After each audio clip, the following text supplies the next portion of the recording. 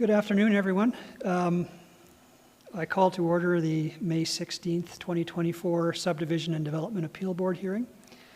My name is John McClure, and I will chair this meeting. All questions and comments shall be directed through me. Will the other board members please introduce themselves?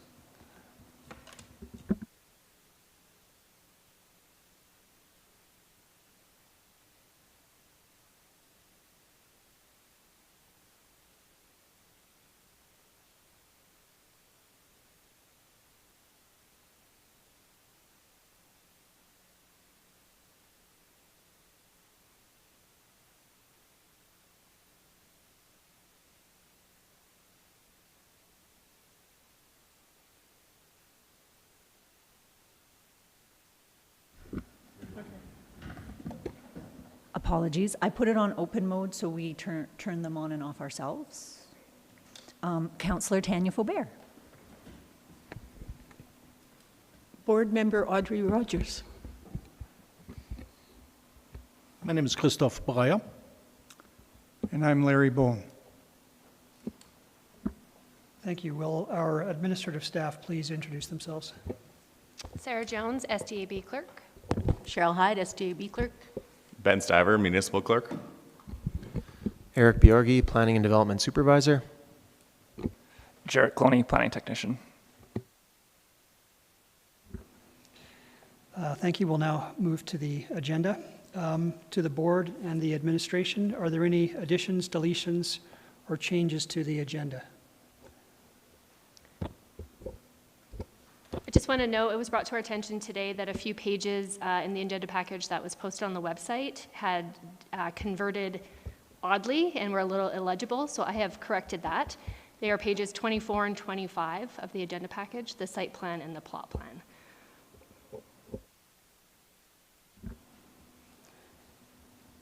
Thank you. I move that the board approve the agenda as presented. All those in favor? The motion carries unanimously. I'll now announce the appeal. Today, the board will hear an appeal by the appellant of a decision by the Development Authority to refuse development permit application PL20240043 for an addition to an existing dwelling unit with a variance to the rear yard setback. Will the appellant please approach the podium and introduce yourself? Hello, my name is Alistair Russell from Russell & Russell Design Studios. I am the appellant and I will be representing Cameron and Julia Hall, who are the owners of the property. Thank you.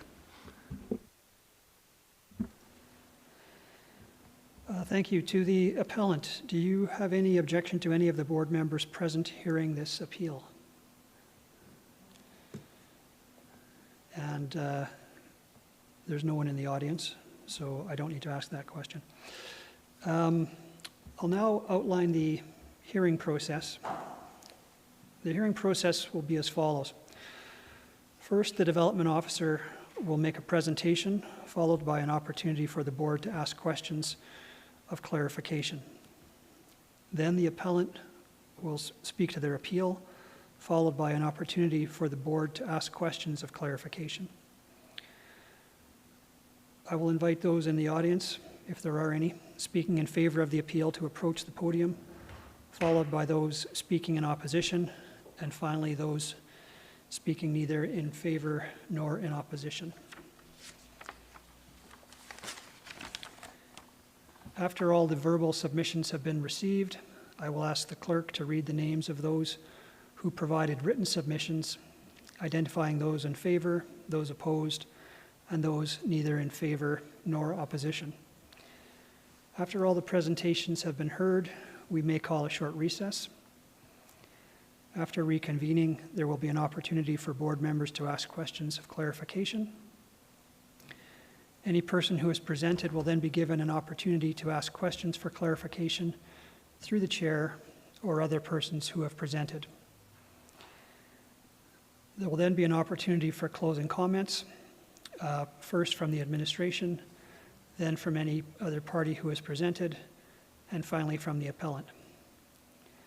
I will then ask if those who presented feel they had a fair hearing, and finally, I will conclude the hearing.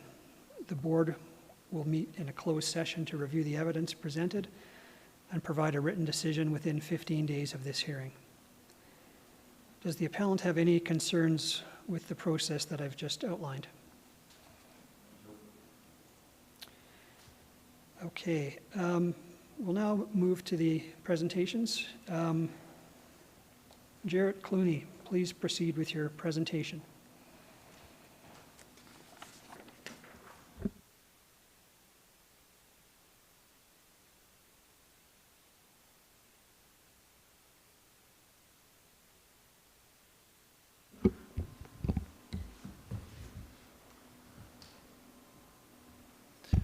Good afternoon to the chair and members of the board. My name is Jarrett Clooney, and I'm presenting today to PL 2024-0043, which is an addition to an existing dwelling at the site of 1255 7th Avenue.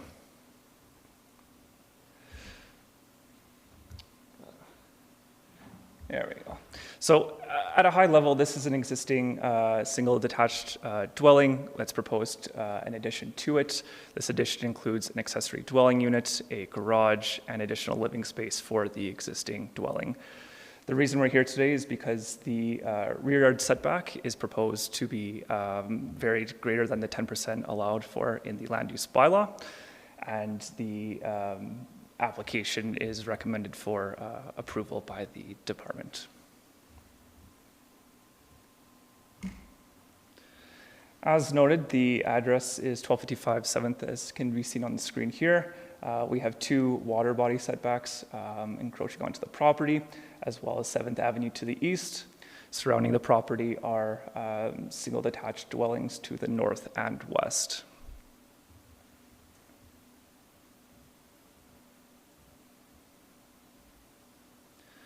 Here we have a street level view of the area with the proposed development. So the addition would take up the space currently occupied by the driveway. And this will become a little more clear as we get through some of the other planning documents.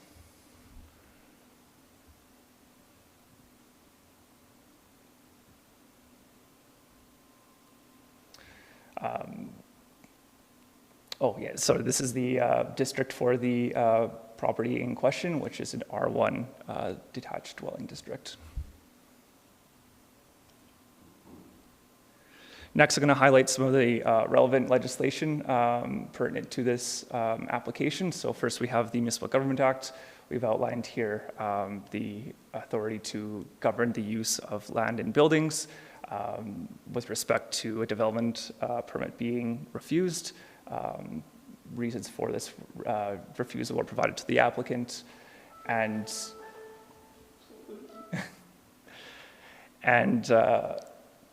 grounds for the appeal, as noted in Section 685, are also found in the MGA.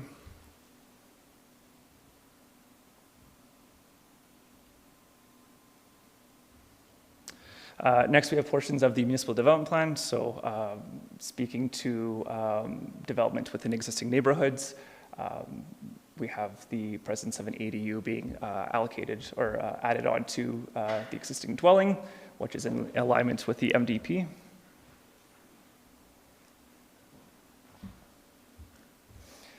Next, as noted, is the water body setbacks. With respect to the addition specifically, no part of the proposed addition encroaches into either water body setback, so an environmental impact statement was not required for this development, or for this proposed development.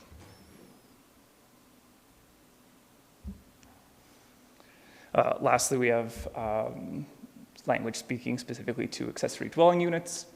In addition, we also have specific requirements outlined by the land use bylaw. So the district requirements, this being an R1 district, were applied when evaluating this proposed development. We also have the variance powers afforded to the development officer and the rear yard setback, which is going to come up here momentarily. One other piece I want to point out is the town did not receive confirmation of the notice of application being posted by the applicant. But as I will outline here, the process of providing adequate heads up to the adjacent property owners was carried out through the process of notification of this appeal hearing. But I can speak to that further if there are any questions.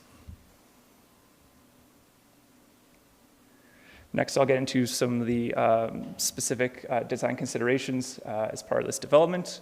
So noted above, we have the site plan. You'll see the proposed addition in highlighted in red next to the existing dwelling to the left of it. Conceptual rendering of the proposed development. So that would be the garage and living spaces above it, as seen above there. Next, each of the two floor plans provided. So this is the main floor plan, the existing dwelling highlighted in gray, and the white portion being the proposed development. So on the bottom floor, we have space for a two-car garage, one of those spaces being allocated to the accessory dwelling unit, and then additional floor space for the existing dwelling. And the upper floor being the additional floor space for the existing dwelling and the ADU.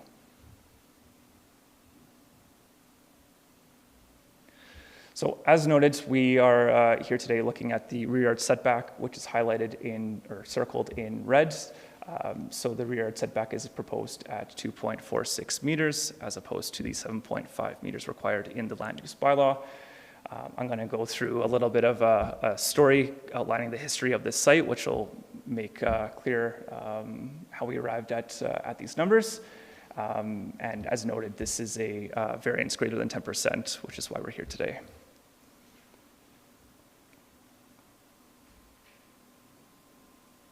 So as you'll note to the right of the subject site, there once in the past was 12th Street, which bordered the subject property to the right.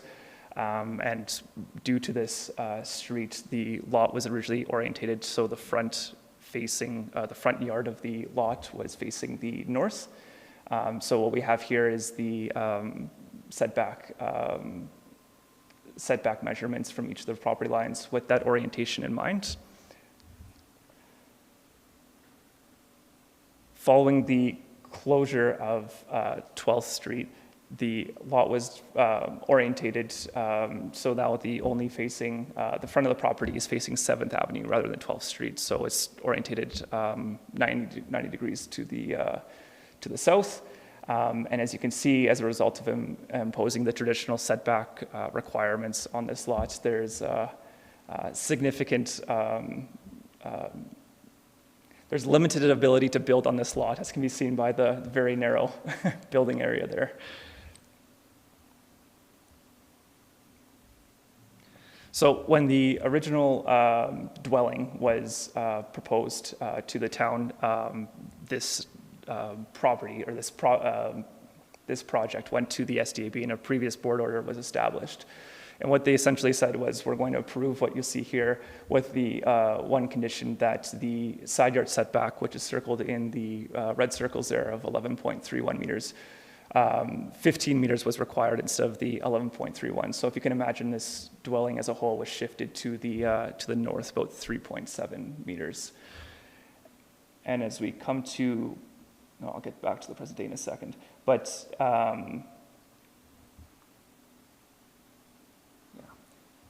so, oh, sorry about that.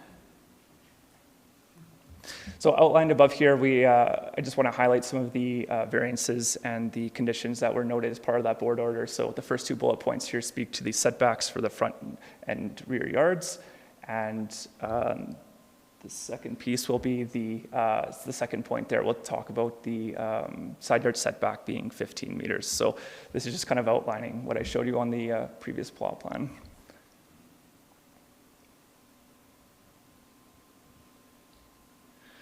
Fast forward to today, and I basically color-coded the proposed plot plan with the relevant setbacks and the proposed addition. So the rear yard would be the red portion, the blue being the front. The green being the side yard with the 15-meter setback requirement imposed, and the yellow being the opposite side yard.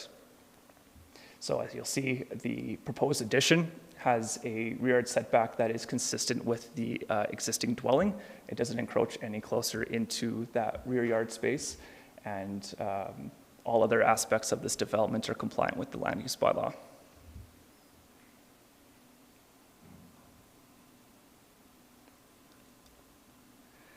So as part of evaluating this development, there were several considerations that were accounted for. First being the site conditions, so the unique orientation of the lot, as well as the previous setback requirements imposed by the SDAB were considered. There was a community benefit with the presence of an ADU being proposed, and there is expected to be limited impact on neighboring properties, as the front yard setback would be in proportion to the or a similar distance to what you would expect for other properties on 7th Avenue. So it's a similar expectation imposed on this property as others. As a result, the planning department is recommending the approval of PL 2024-0043. Included in the report is a recommended Schedule A conditions of approval. Does anyone have any questions?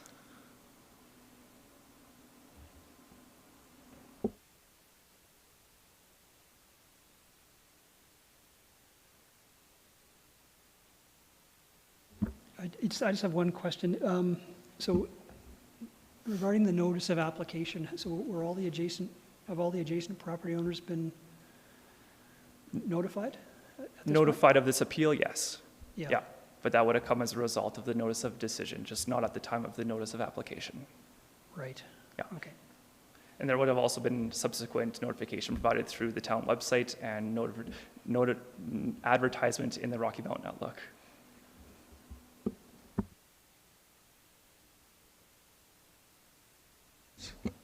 Through the chair, when you notified the adjacent property owners, were they given full view of what the extent of the renovation is, or were they just told there's going to be an addition? Yeah, so at the time that they were provided notification, that would have been that there's an appeal being heard for this property. That's not much different than what would be provided to them through the notice of application, because there isn't much information provided to them at that point either. It's just a high-level summary of what's proposed, but there's no plans of any kind provided at that time. They would need to contact the town for that information. So they will have an opportunity to do that then, the adjacent neighbors, if they wish to then? At this point? Yes. Well, at this point, they would have notification of the proposed development through the agenda package, right, which would have been released 5 days prior to today.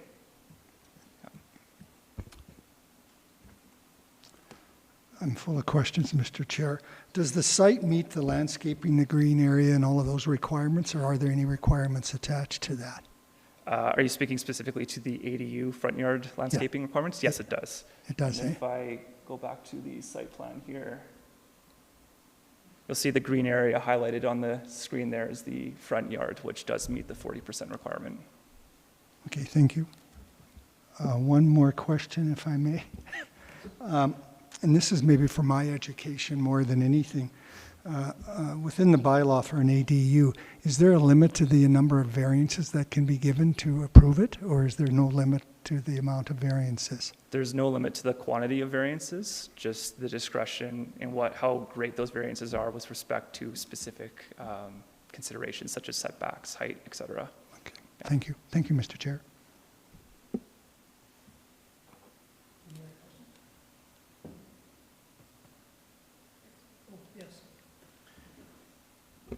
Yes, I have a question. Looking at agenda package page 10 about the adjacent neighboring properties, who would have received notification? Which neighbor would that be?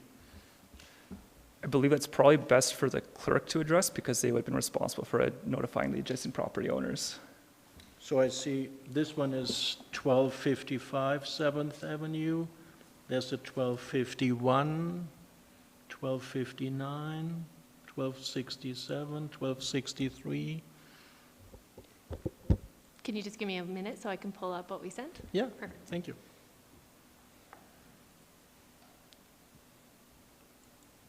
Should we wait, or should I? You can ask another question while I look, that's fine. I have another question. On page 42 is a letter of support from adjacent neighboring properties. However, it's not clarified to me which neighbor that is. Is that one neighbor? Is it two? Is it three? Who is it? Is it the neighbor to the north or Yeah. west? So the letters of support were provided as part of the application submission to the town from the applicant. So perhaps they would be better suited to speak to who submitted those letters. Fine with me. Awesome. I can answer the question about the adjacent neighbors. So 1251 and 1259 were notified as they are adjacent to the property. Hang on. 1251 and 1259? Yes.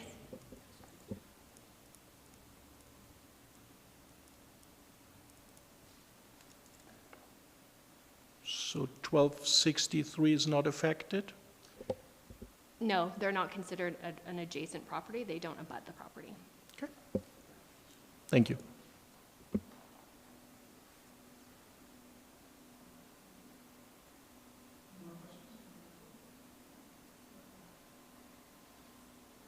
Thank you.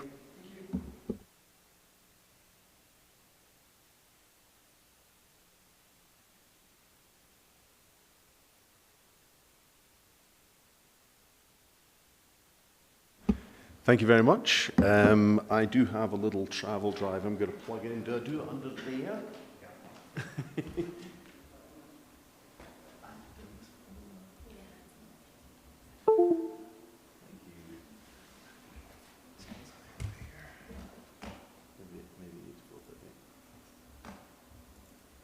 Hopefully I remember that when I leave. Thanks a lot, Chairs. Thank you.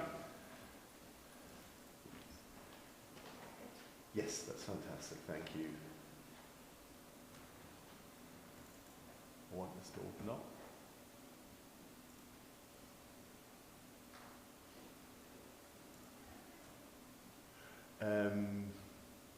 Gosh, how do I get it to show? Sorry. Okay, excellent. Thank you so much. Yeah, that'd be great if it could just be one page filling the screen somehow.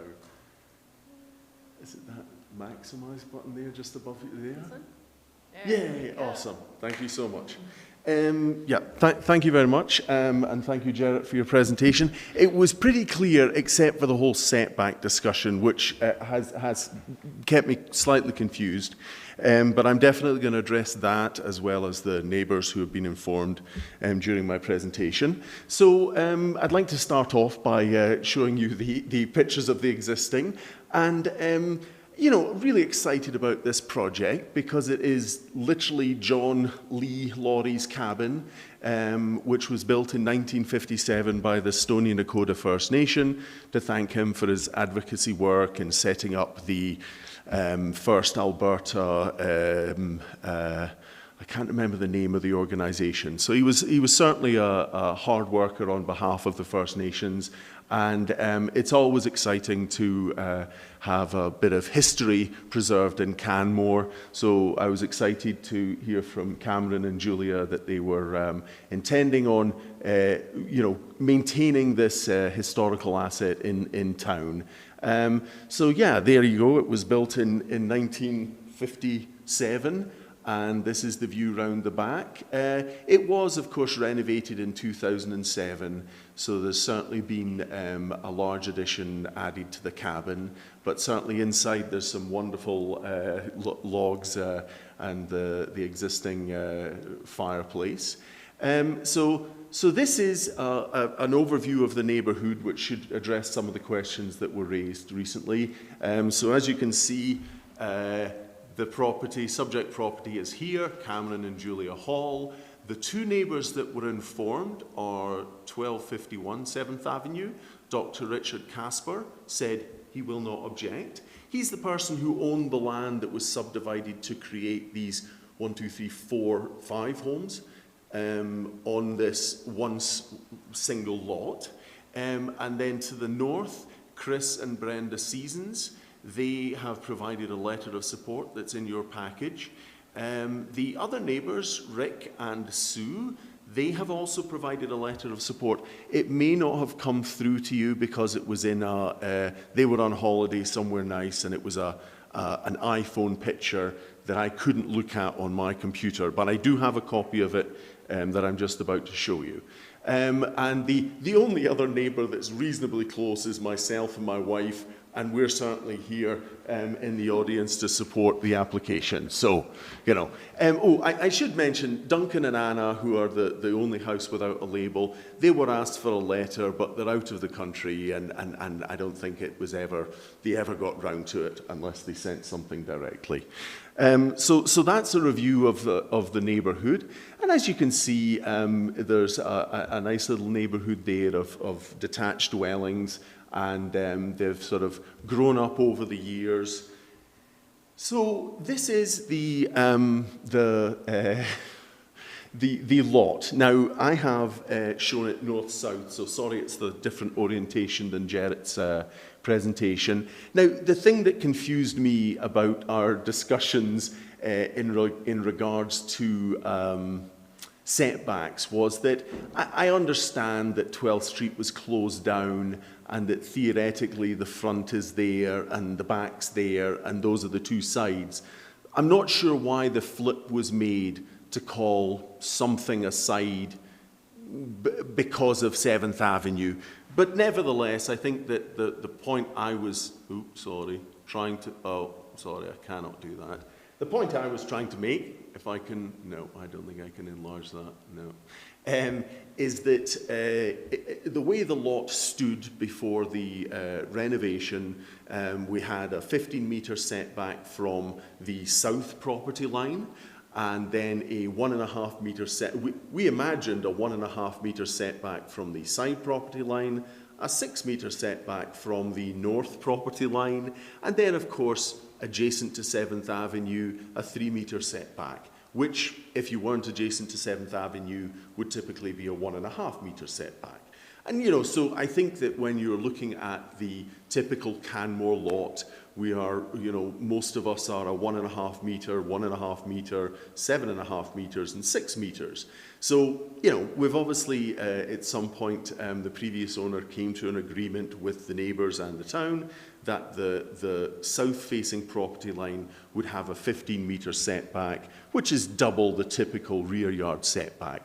And I think, you know, I'm excited that it happened because it did preserve the old cabin, and I could certainly imagine someone coming along and knocking the whole thing down and starting again. So it was really happy that someone had made the effort to preserve the old cabin. And of course, so looking at this as if it's a more typical Canmore lot, the red area that I've highlighted would, without a variance on a normal Canmore lot, even ignoring our 15-metre rear setback there, we would have 688 square feet available without a variance on a normal lot. So we're actually asking today for a 595 square foot footprint, and that's why we need a variance. So we're definitely building something smaller than would be considered allowable without a variance, if the setbacks made sense. And that's, you know, I think the important part about this is that we've definitely tried to ensure that we're not using this opportunity to get a variance for an accessory dwelling unit by claiming more than we would have claimed in a more normal lot. And that's certainly something that Cameron and Julia have been very diligent in informing all of the neighbours. So, you know, all of the people that we saw on this list have been, had their ears bent numerous times. They've been given the drawings that were submitted for DP. So they were, despite not being required, they were given a full set of drawings to review to make sure that they were they were happy with it. And as I said, the immediately adjacent neighbours, Chris and Brenda Seasons, have provided a letter of support, and Dr. Richard Casper says he will not object. So if I can wrap this up quickly and he doesn't arrive, that will be true. So those are the neighbours. They've been well informed, and we're all very happy to see that the historic resource is being kept and that we're having something that is in keeping with the neighbourhood and with what's been built before. This is a view from the street of the property in a computer-generated fashion, and this is the addition that's proposed. As you can see to the right, there is the existing neighbours, the Sessions, and the important thing for us was to maintain as much distance as possible from the neighbours while still creating a usable garage and access to the accessory dwelling unit above. So as you can see from that diagram there, our 595 square feet footprint is actually further away than a typical side yard setback of 1.5. We've actually kept it to the 2.47 metres that the existing dwelling was at. So we tried to respect that historical footprint, and on the top side we're actually 2.81 metres from the neighbour on that side. They were informed, and we generated some views from their windows on their upper level. The lower level, like us, is a garage, but their upper level is a bedroom, and they were given the opportunity to look at the views from that area, and they were satisfied enough to provide us with a letter. So those are the sort of two views of the existing and then the proposed, which we hope will fit in nicely with the historic building. And this is that actual letter that didn't make it to the application because it was in magical apple format, and this is the neighbour at 276, which is Rick and Sue, and they have provided a letter of support. So that's two letters of support, one person saying he wasn't going to object, and an in-person support from myself. So that's our presentation about the general situation in terms of the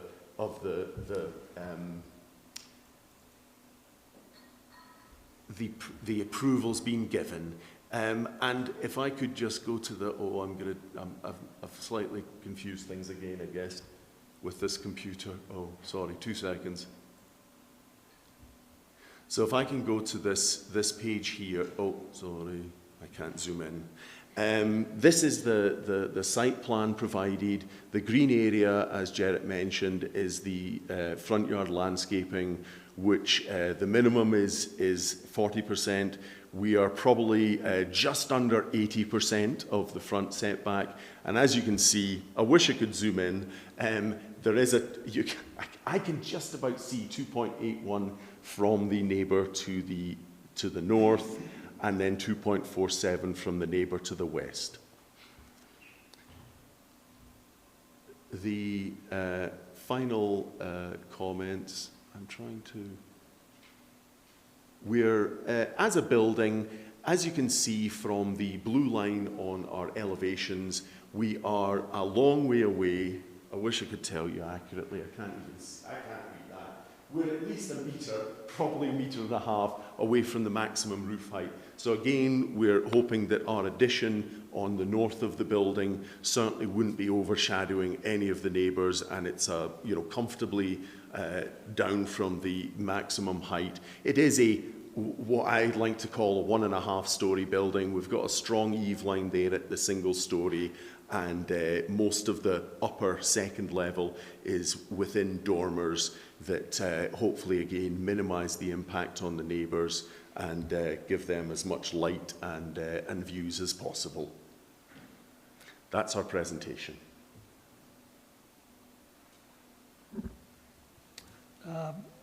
Thank you. Does any of the board have any questions or of clarification? I have one question. It has nothing to do with the setbacks. I was just curious, on the drawings for the top floor with the ADU and the family room, you've got a door in between, and I'm just curious, is the purpose of that? I think it's just for ultimately at some point there may be some flexibility required between the accessory dwelling unit and the home.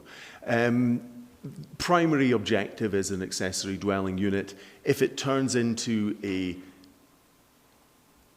I keep on trying to say nanny suite, but caregiver suite in the future, then that would certainly be a useful feature. So I think there's that sort of, you know, desire to maintain some flexibility for the future. That's what I thought your answer might be. Thank you. Mr. Chair, through the chair, just for my own interest, what happened to 12th Street? Yeah, I know, it just disappeared, didn't it? It's yeah, yeah, and I think it was one of those, I guess it's on the other one. They just amalgamated those lots, because the thing about,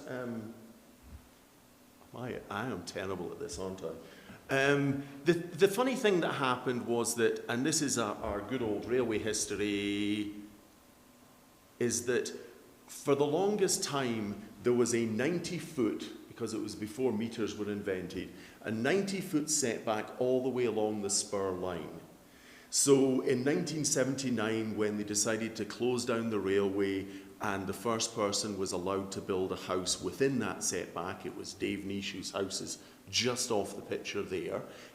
So he was allowed to build within that 90-foot setback, and that was actually the opportunity for, you know, let's say 30% of that area to be designated as now housing and not just a safety zone for the railway. So yeah, as I said, my house is above that, and again, those two lots north of the spur line were effectively sterilised until the railway stopped. And I think in the 90s that property was bought and then subdivided so that two homes could be put on it.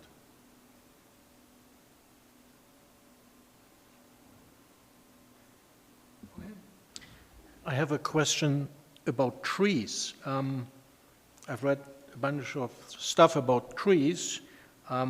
Is it correct that tree number 3, 4, and maybe number 5 are within the concrete driveway in the future? Yeah, so or the trees what's are the definitely plan? a tremendously important aspect of the, this is me just doing an amateur job again, sorry.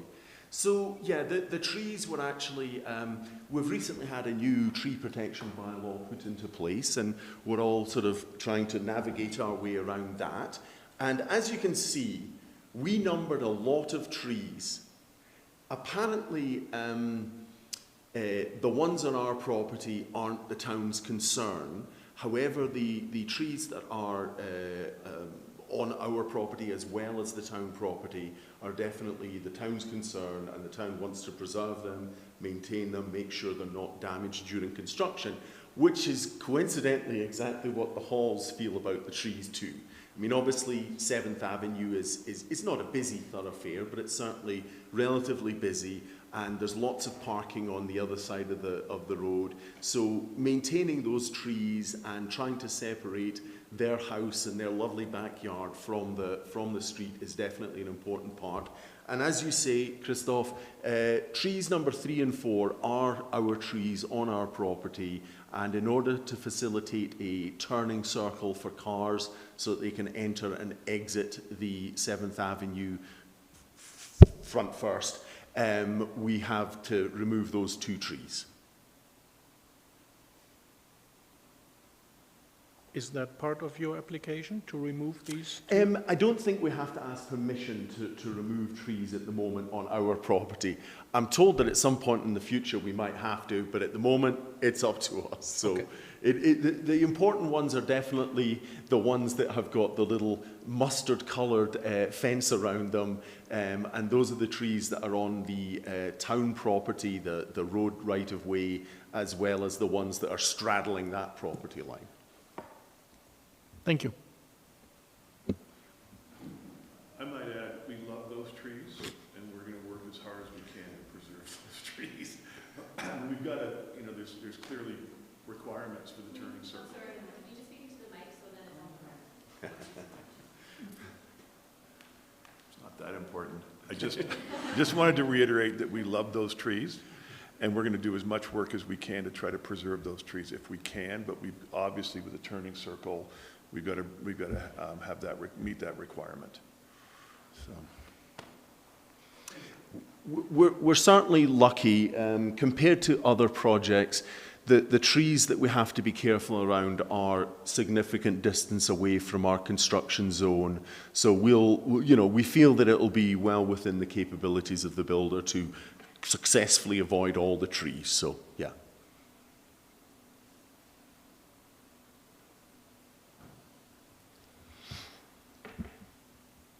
No further questions from the board? Okay.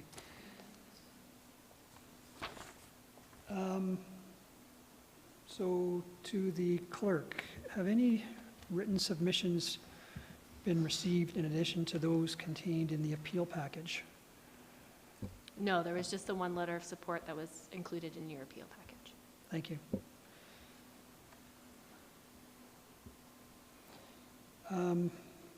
I'll just canvass the board. Do you think we need a recess?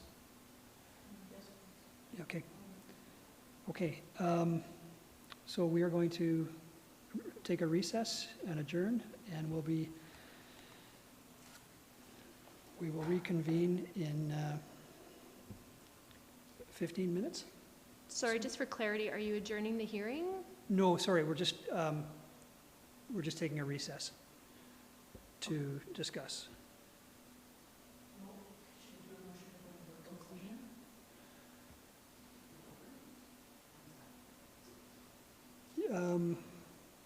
Yes, let's, I will move that that the board take a recess and move into a closed session to have a discussion. All in favor? Okay, so we will reconvene in 15 minutes at 2:25.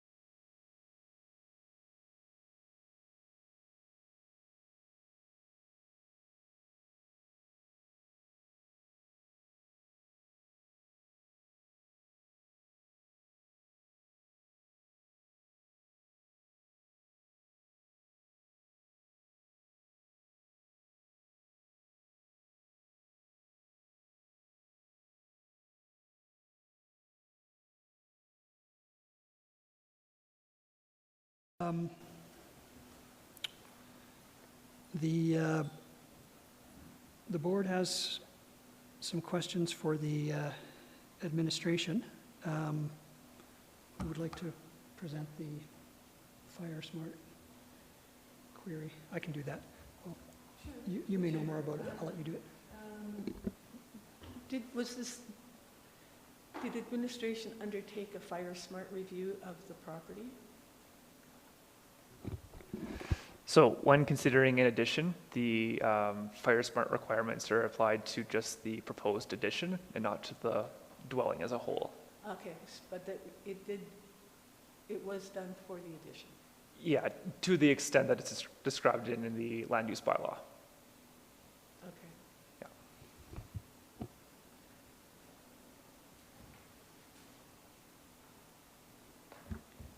And then we had a second question relating to the door from the accessory dwelling unit to the main home.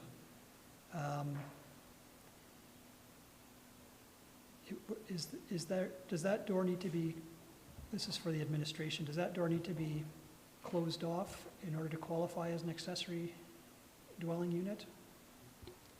The specific design component is that there's separate independent access to the unit from the outside. The bylaw doesn't speak to whether or not a door could remain there. As part of our review, we believe the accessory dwelling unit suffices the intent behind the land use bylaw, and it meets the regulations in the land use bylaw for ADUs. Yeah.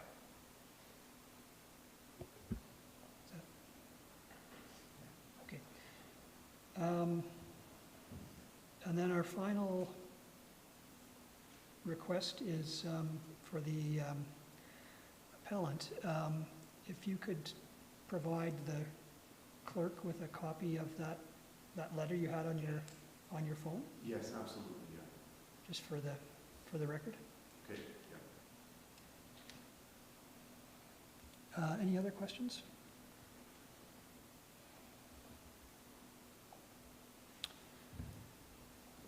Okay, we'll just move into the closing comments. Does the development officer have any closing comments? None at this time. Thank you. Does the appellant have any closing comments? No, thanks. Thank you. Do the persons who have made representations today, that would be the appellant, feel that you have had a fair hearing? Yes. Thank you. Okay, so this hearing is now concluded. The board will meet in a closed session to review the evidence presented and provide a written decision within 15 days of this hearing. No decision is binding on the board until it issues a written decision. The clerk will provide a notice of decision to the appellant and post the notice to the town's website.